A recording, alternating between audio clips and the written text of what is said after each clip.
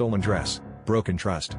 I never thought I'd find myself staring at the back of the woman sneaking out of my apartment wearing my favorite dress, but there she was, slipping through the door at dawn like a ghost in silk.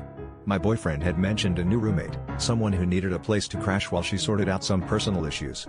I didn't question it at first because trust was the foundation of our relationship, or so I believed. But seeing her wearing my clothes set off alarm bells so loud I couldn't ignore them.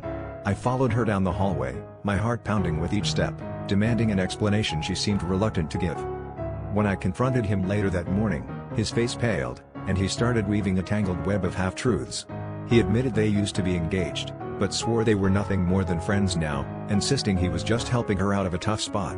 My head spun as I tried to process this revelation, the betrayal cutting deeper than any argument we'd ever had. The pieces of our life together seemed to fall apart in slow motion, each one echoing with the lies I hadn't seen before. I demanded to know why he hadn't told me from the start, and his response was a weak attempt at claiming he wanted to spare my feelings. As the days went by, I couldn't shake the feeling that there was more to this story. My nights were filled with restless dreams of them plotting behind my back, and my days were haunted by the ghost of trust that once lived between us. I started to notice small things, his phone calls taken in hushed tones, the way he avoided eye contact, and how he'd suddenly become an expert at dodging questions. It was as if he was living a double life, and I was just a character in his charade, left to decipher the truth from the shadows of his deceit. In a twist of fate, I discovered she had left behind a piece of her past, a forgotten invitation to a wedding that had never happened.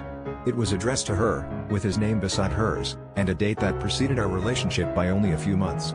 The realization hit me like a tidal wave, he had never truly let her go, and I was living in the aftermath of a love story that hadn't reached its conclusion. The internal conflict was undeniable. Was it me he loved, or was I simply the stand-in while he grappled with the remnants of a broken engagement? As I packed my bags, leaving behind the shards of a life built on lies, I realized the hardest betrayal was not his deceiving heart but my own willingness to believe in a love that was never truly mine.